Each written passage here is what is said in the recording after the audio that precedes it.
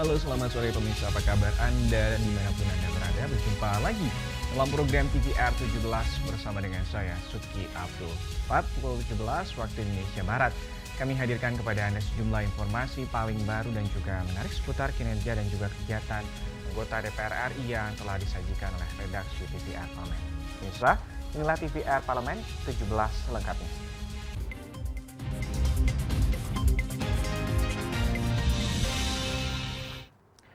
Mengawali TVR 17 kali ini, pimpinan DPR RI meyakini melalui fungsi anggaran yang dimiliki oleh DPR RI ini mampu berperan terhadap penyelesaian konflik serta menjadikan ASEAN sebagai pusat pertumbuhan ekonomi berkelanjutan. Menanggapi semakin tingginya ketegangan geopolitik yang tengah terjadi, DPR RI menilai perlu langkah prioritas dalam dialog dan sinergitas antara parlemen dan pemerintah negara-negara ASEAN demi tercapainya penyelesaian konflik di kawasan Asia Tenggara. Dalam pembukaan agenda Parliamentary Preparatory Meeting untuk ASEAN AIPA Leaders Interface Meeting di Labuan Bajo, Nusa Tenggara Timur, Ketua DPR RI Dr. Honoris Causa Puan Maharani menyebut parlemen tidak bisa diabaikan dalam proses pembentukan kebijakan negara ASEAN. Puan memastikan setiap perwakilan parlemen yang hadir dapat memanfaatkan momen tersebut untuk mendiskusikan tantangan, kendala, aspirasi, dan ide mengenai isu-isu terkini terkait negara-negara ASEAN.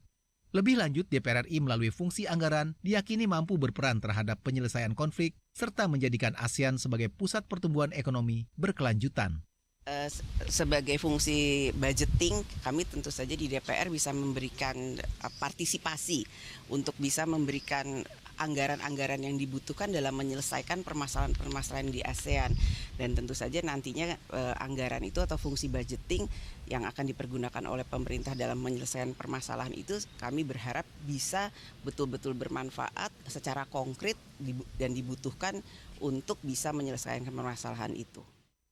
Senada dengan tema parlemen yaitu responsif untuk ASEAN yang stabil dan sejahtera. Pertemuan antar parlemen negara ASEAN atau AIPA akan membahas sejumlah isu seperti pemulihan ekonomi pasca COVID-19, krisis kemanusiaan, krisis perubahan iklim, hingga perlindungan pekerja migran. Dari Labuan Bajo, Nusa Tenggara Timur, Rifki Mahdudi, TVR Parlemen melaporkan. Informasi berikutnya ini datang dari Komisi 9 DPR RI yang menilai rancangan Undang-Undang Kesehatan ini dapat melindungi tenaga medis dalam menjalankan tugasnya. Dengan adanya rancangan Undang-Undang Kesehatan ini dinilai justru membuka ruang penyelesaian masalah tenaga medis di luar pengadilan. Menanggapi kontroversi terkait rancangan Undang-Undang Kesehatan yang sedang disusun pemerintah bersama DPR, Komisi 9 DPR RI menegaskan bahwa RUU Kesehatan justru memberikan perlindungan serta kepastian hukum pada tenaga medis. Wakil Ketua Komisi 9 DPR RI Emmanuel Melkiades Lakalena menyebut RUU Kesehatan justru dirancang untuk melindungi tenaga medis dalam menjalankan tugasnya. RUU ini mendorong penyelesaian permasalahan tenaga medis melalui mekanisme internal sebelum menempuh jalur hukum. Itu mengalami kesulitan ketika mereka berpraktek di lapangan. Ada kekerasan dari keluarga pasien atau mungkin dari kelompok masyarakat yang lain. Nah, undang-undang ini justru yang kami bahas ini justru akan makin melindungi teman-teman nakes karena kami mau mengajak agar kalau ada kejadian kasus semacam itu serahkan lebih dulu kepada mekanisme di internal teman-teman tenaga kesehatan. Ada berbagai majelis yang memang itu dipersiapkan untuk menegakkan disiplin, etik dan sebagainya yang itu harus didahulukan. Lebih lanjut, anggota Komisi 9 DPR RI Edi Wuryanto menilai RUU Kesehatan justru membuka ruang penyelesaian masalah tenaga medis di luar pengadilan. RUU ini juga akan memperkuat Majelis Disiplin Tenaga Kesehatan dalam mendisiplinkan tenaga medis dalam tugasnya memberikan pelayanan kesehatan. Memang menjadi concern teman-teman tenaga kesehatan, tapi dalam undang-undang ini justru memberi ruang untuk menyelesaikan masalah di luar pengadilan. Ini yang menjadi hal yang malah justru sebaliknya. Bahkan kita mendorong majelis disiplin profesi yang mengadili atau yang mensidang apakah seorang tenaga kesehatan itu melanggar standar profesi atau tidak, itu kita kuatkan. Ken dan Rangga, TVR Parlemen melaporkan. Informasi berikut ini datang dari Badan Kerjasama Antar Parlemen DPR RI yang berharap diplomasi people to people maupun juga government to government ini dalam memperkuat pasar kawasan di Asia Tenggara. Ini dapat menjadi momentum untuk memperkuat persatuan negara-negara di wilayah ASEAN sehingga kedepannya pasar ASEAN ini mampu bersaing dengan pasar Eropa maupun Amerika. DPR RI meyakini ASEAN mampu menyaingi pasar Eropa dan Amerika dengan memperkuat hubungan bilateral negara se-Asia Tenggara. Pasalnya, ASEAN yang merupakan kerjasama kawasan terbatas dinilai memiliki aset kuat sebagai pusat pertumbuhan. Wakil Ketua Badan Kerjasama Antar Parlemen atau BKSAP DPR RI, Ahmad Hafiz Thohir menyebut Indonesia sebagai tuan rumah presidensi ASEAN ke-42 dan Ketua DPR RI Puan Maharani sebagai presiden dari Pertemuan Antar Parlemen Negara ASEAN atau AIPA ke-44 menjadi momentum untuk memperkuat persatuan negara-negara ASEAN melalui diplomasi people to people maupun government to government dalam memperkuat pasar kawasan Asia Tenggara. Hafiz optimis pasar ASEAN nantinya mampu bersaing dengan pasar Eropa maupun Amerika. Maka dari itu Presiden mengisyaratkan bahwa ASEAN ini menjadi penting karena dia merupakan kerjasama kawasan terbatas. Jadi nggak global dunianya, tetapi kita bicara Southeast Asia. Bayangkan aja pasar yang ada di ASEAN itu sama dengan Eropa seluruhnya. Kenapa kita berpikir perdagangan ke Eropa? Kita pikir perdagangan ke Amerika atau yang lainnya. Sementara kita punya integritas di ASEAN ini sudah seperti Eropa sendiri. Maka dari itu menjadi penting kerjasama memperkuat kawasan kita. Dalam pembukaan KTT ASEAN ke-42, Presiden Joko Widodo juga menyebut persatuan menjadi kunci bagi negara-negara ASEAN untuk mampu menjadi pemain sentral dalam membawa perdamaian dan pertumbuhan. ASEAN juga mempunyai aset kuat sebagai epicentrum of growth, ekonomi yang tumbuh jauh di atas rata-rata dunia, bonus demografi, dan kestabilan kawasan yang terjaga. Dari Labuan Bajo, Nusa Tenggara Timur, Rifki Mahdudi, TVR Parlemen melaporkan. Pemirsa, dalam penutupan masa sidang keempat beberapa pekan lalu, ini pimpinan DPR RI menyebut DPR RI telah menuntaskan 11 produk undang-undang. DPR RI juga berkomitmen tetap melakukan pemantauan dan juga evaluasi terhadap pelaksanaan APBN dan juga fungsi pengawasan terhadap kerja pemerintah. Informasinya akan kami hadirkan sesaat lagi. Untuk itu tetaplah di TVR 17.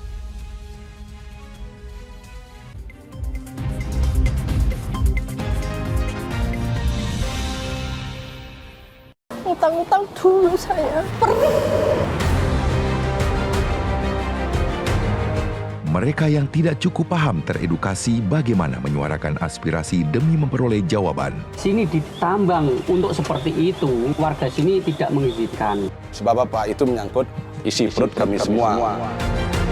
Hadir menelisik mulai dari hulu ke hilir. Mengapa? Nah, kalau kita telusuri kenapa banjir ini hampir setiap terjadi. Hingga menemukan apa yang belum terkuak secara nyata. Kan kabeh niku sedulur, Pak. Nek kula ngrencangi mriki, sing mriki gelo, nek kula ngrencangi mriki sing mriki gelo. Nggih kedah adil wae, Pak, tengah-tengah. Menghadirkan peran anggota DPR RI demi mendapatkan solusi. Saksikan Suara Dapil, Senin sampai Jumat pukul 10 waktu Indonesia Barat, hanya di TVR Parlemen.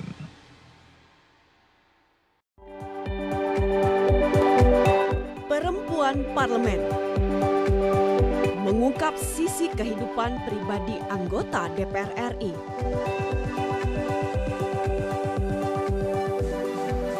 Dan partisipasi perempuan dalam politik dan publik. Dan usaha mewujudkan aspirasi masyarakat di setiap sidang sebagai wakil rakyat.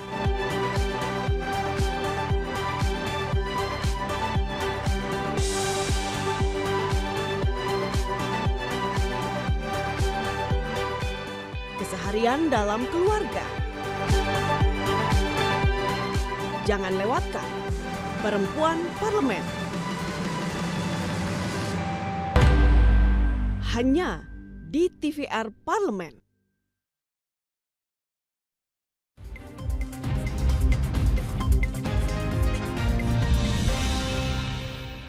Terima kasih Anda masih menyaksikan TVR 17, pengesahan 11 rancangan undang-undang menjadi undang-undang dalam masa persidangan keempat tahun sidang 2022-2023. Ini menjadi bukti komitmen DPR RI dalam menjalankan fungsi legislasi sekaligus bentuk kolaborasi yang baik dengan pemerintah. Sementara terkait dengan komitmen DPR RI untuk tetap melakukan pemantauan dan juga evaluasi terhadap pelaksanaan APBN, ini DPR RI menegaskan kedua fungsi tersebut harus diterapkan. Mengingat pelaksanaan APBN berjalan sesuai dengan sasaran rencana kerja pemerintah atau RKP di tahun 2023. yaitu peningkatan produktivitas untuk transformasi ekonomi yang inklusif dan juga berkelanjutan. Dalam bidang pengawasan, DPR RI telah membahas berbagai isu yang berkembang dan juga telah dihimpun oleh tim redaksi TVR Parlemen dalam segmen editorial Parlemen. Berikut ini.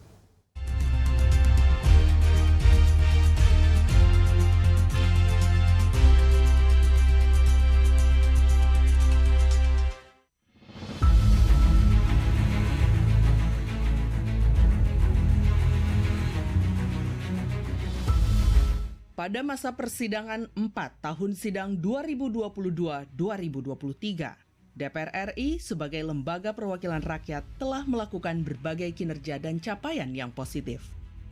Dalam bidang legislasi, DPR bersama pemerintah telah menyelesaikan sedikitnya 11 rancangan undang-undang menjadi undang-undang.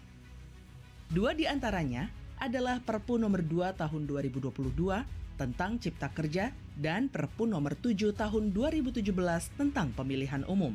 DPR juga telah menetapkan rancangan Undang-Undang Perlindungan Pekerja Rumah Tangga atau PPRT yang akan dibahas secara komprehensif dan memperhatikan masukan serta aspirasi dari berbagai pihak dalam rangka memberikan kepastian hukum bagi para pekerja rumah tangga.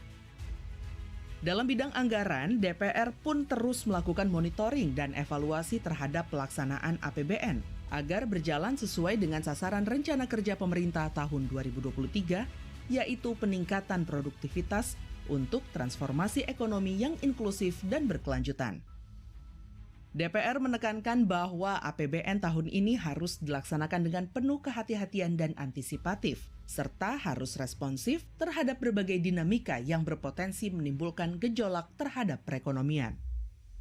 Dalam bidang pengawasan, DPR telah membahas berbagai isu yang berkembang dan menjadi sorotan publik, seperti kesiapan menghadapi arus mudik lebaran, permasalahan pakaian bekas impor atau thrifting, dan peningkatan produksi komoditas pertanian. Tak hanya itu saja, DPR juga membahas permasalahan rencana impor KRL bekas dari Jepang, hingga penanganan dampak insiden kebakaran TBBM Pelumpang. Dalam melaksanakan fungsi di bidang legislasi pada masa persidangan ini, DPR RI bersama dengan pemerintah telah menyelesaikan 11 rancangan undang-undang menjadi undang-undang. 2 di antaranya adalah penetapan peraturan pemerintah pengganti undang-undang yaitu nomor 2 tahun 2022 tentang Cipta Kerja dan penetapan peraturan pemerintah pengganti undang-undang nomor 7 tahun 2017 tentang pemilihan umum.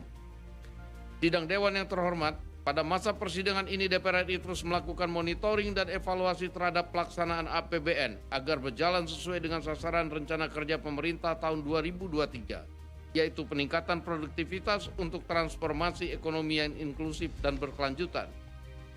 DPR RI melalui alat kelengkapan DPR RI telah melakukan berbagai rapat yang terkait dengan fungsi pengawasan, yaitu terkait dengan hal-hal sebagai berikut. Stabilisasi harga dan distribusi kebutuhan bahan pokok serta kesiapan menghadapi arus mudik lebaran. Permasalahan pakaian bekas impor. Peningkatan produksi serta produktivitas komoditi pertanian. Permasalahan pengelolaan jalan tol. Mitigasi badan usaha milik negara menghadapi potensi resesi ekonomi 2023. Rencana impor kereta listrik bekas dari Jepang. Penanganan dampak insiden terminal bahan bakar minyak Pelumpang serta mitigasi resiko kebakaran di kilang minyak dan TBBM. Dalam melaksanakan diplomasi Parlemen Dunia, DPR RI melalui BKSAP telah melakukan serangkaian kegiatan yang berkontribusi terhadap penguatan kerjasama internasional serta multilateralisme. Selain itu, Parlemen Indonesia juga melakukan pertemuan bilateral dengan delegasi dari negara Ukraina dan Denmark. Pertemuan juga dilakukan Parlemen Indonesia dengan Duta Besar RI untuk Mozambik dan Malawi, Duta Besar Inggris dan Hungaria untuk Indonesia.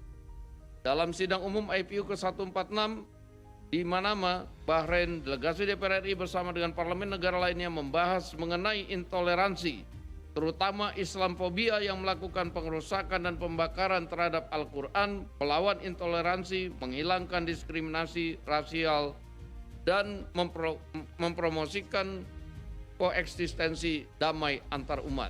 Saya atas nama pimpinan DPR RI memberikan apresiasi atas kerja keras seluruh anggota DPR RI yang terus bekerja untuk mewujudkan harapan rakyat. Saatnya kita memasuki masa reses untuk menyapa, mendengarkan, dan menyerap aspirasi rakyat, menjelaskan tugas-tugas konstitusional yang telah dilaksanakan DPR RI, serta mempersatukan rakyat dalam semangat gotong royong untuk membangun Indonesia. DPR melalui alat kelengkapan Dewan akan terus memastikan dan mengingatkan pemerintah agar capaian program yang dilaksanakan tidak hanya berorientasi pada realisasi serapan anggaran, melainkan juga manfaat yang dapat langsung dirasakan oleh rakyat. Dengan semangat gotong royong, DPR berusaha mempersatukan rakyat untuk bahu-membahu membangun demi kemajuan Indonesia.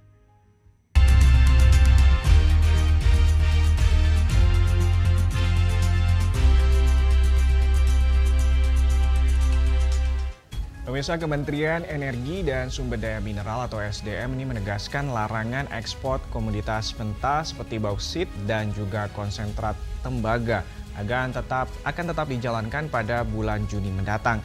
Saksikan informasi selengkapnya, untuk itu jangan kemana-mana, tetaplah bersama kami dalam TVR 17.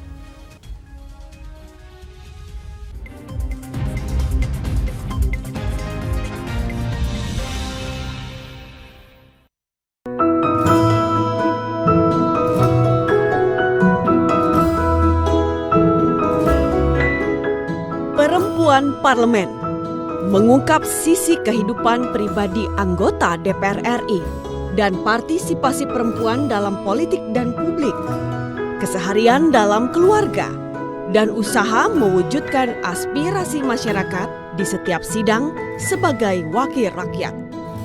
Jangan lewatkan Perempuan Parlemen.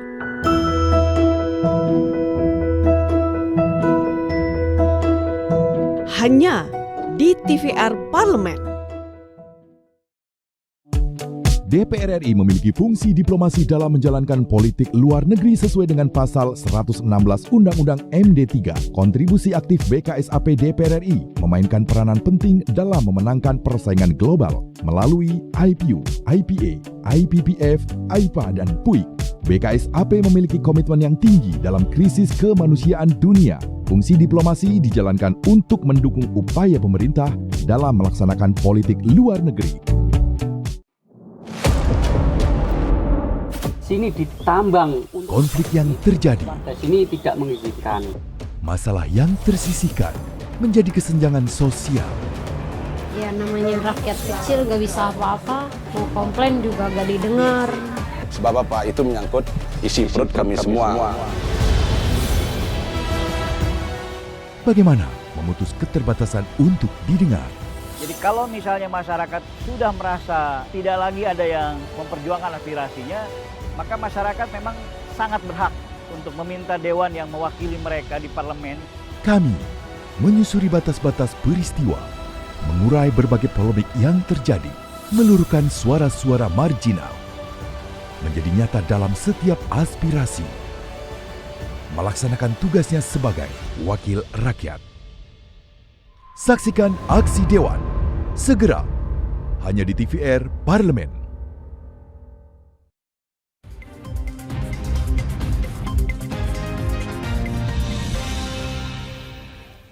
Terima kasih Anda masih menyaksikan TVR 17 bersama dengan saya Subki Abdul. Beberapa waktu lalu Presiden Joko Widodo memastikan larangan ekspor timah, konsentrat, tembaga, dan juga mineral lainnya.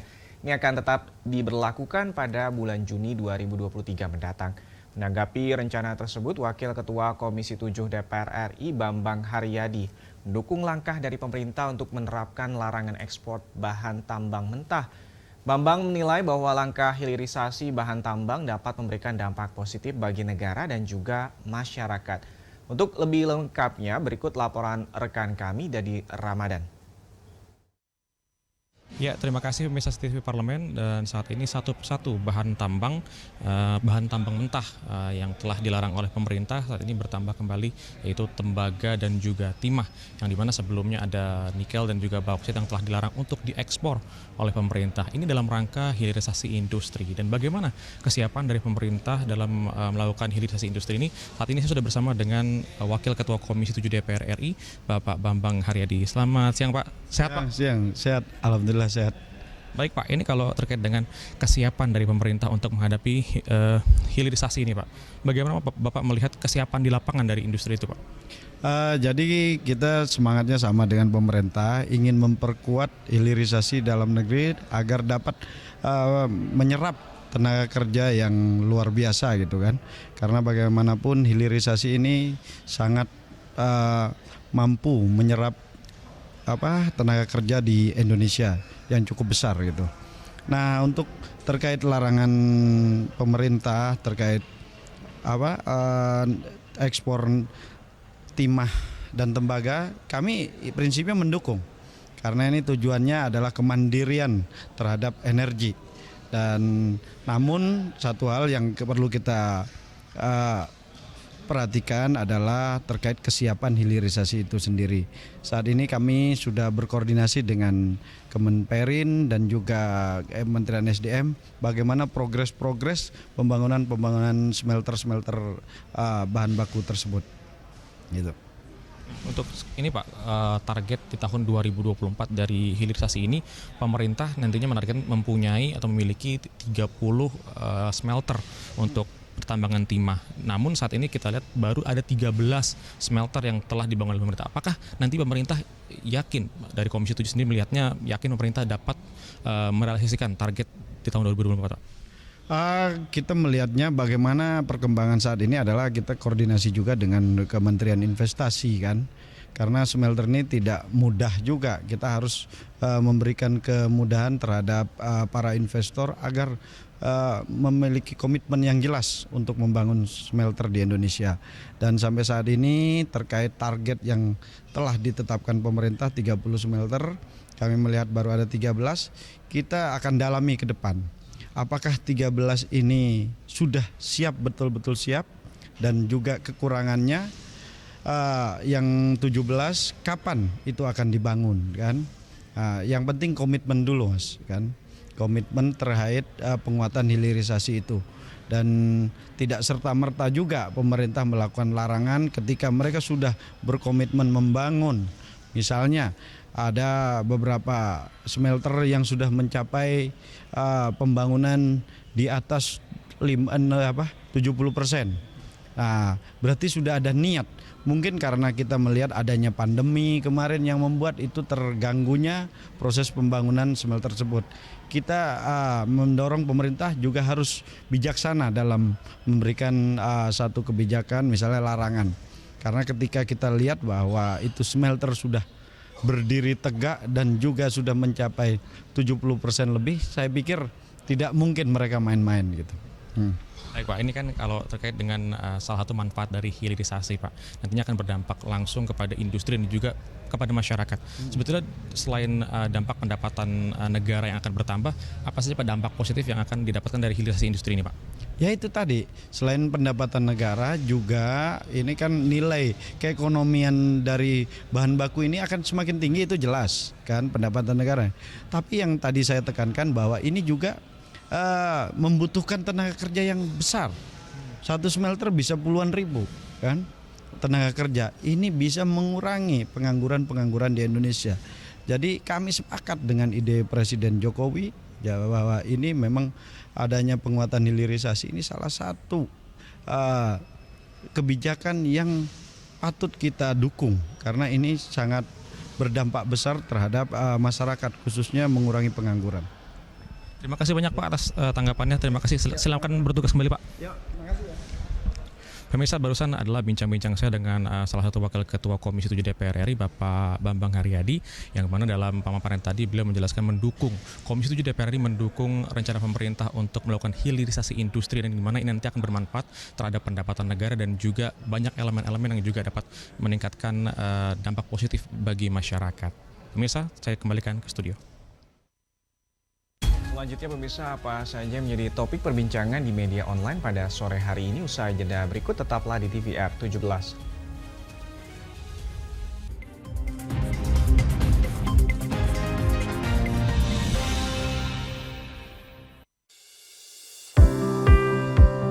Mengenal tugas dan fungsi DPR RI.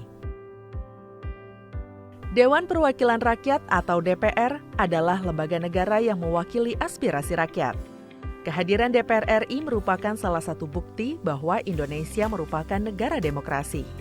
Sebagai salah satu lembaga perwakilan rakyat, apa saja tugas dan fungsi yang diemban DPR RI?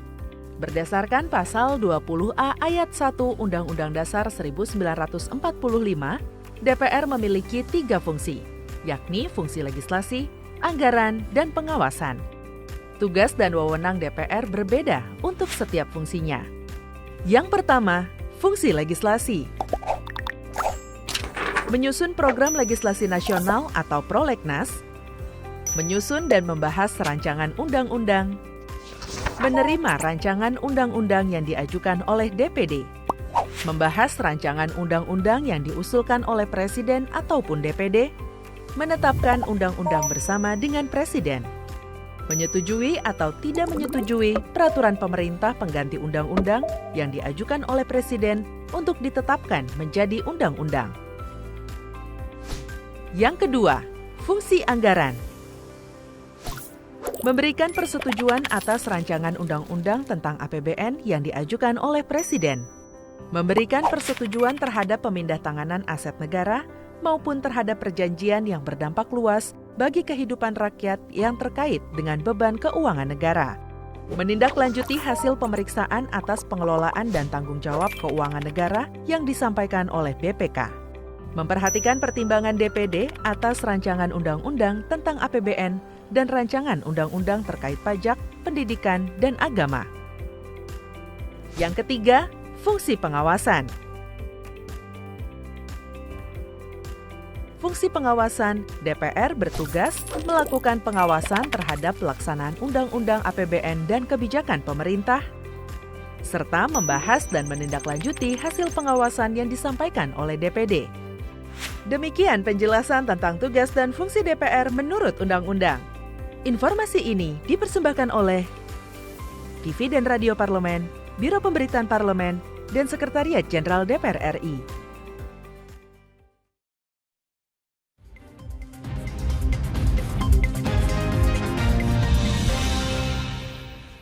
Kembali lagi di TVR 17, pemirsa TVR Parlemen. Kali ini kita simak apa saja yang menjadi sorotan media online serta tanggapan dari sejumlah anggota Dewan DPR RI berikut ini bersama dengan rekan kami, Zia Ulbar.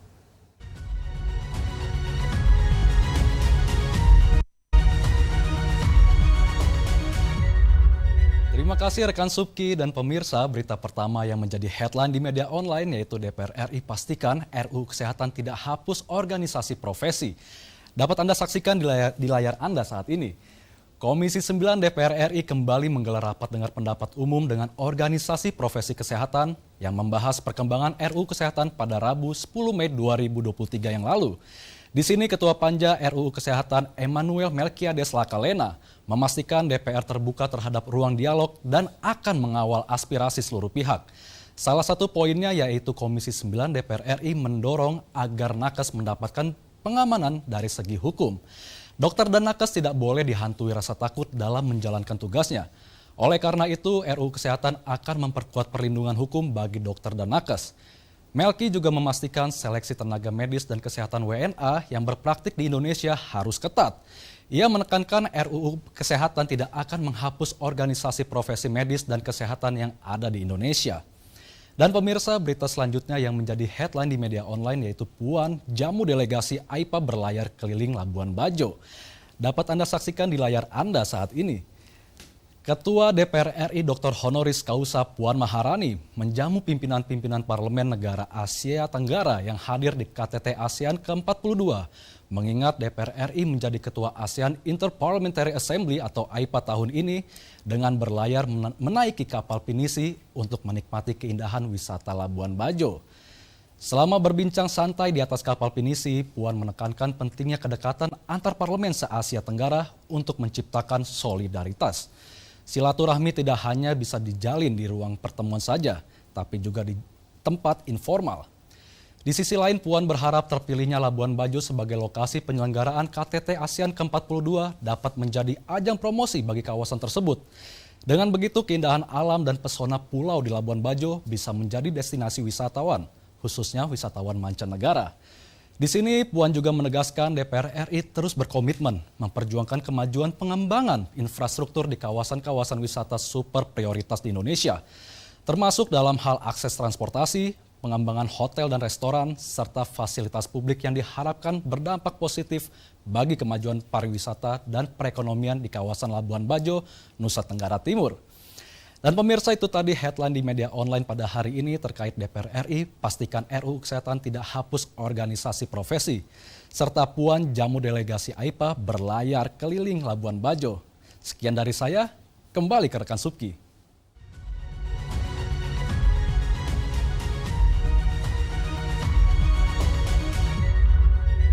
Terima kasih rekan kami Zia Ulbar yang telah menyampaikan sejumlah sorotan dari media online nasional pada sore hari ini. Misal TVR Parlemen segmen media online tadi, ini sekaligus menutup program TVR 17 edisi sore hari ini.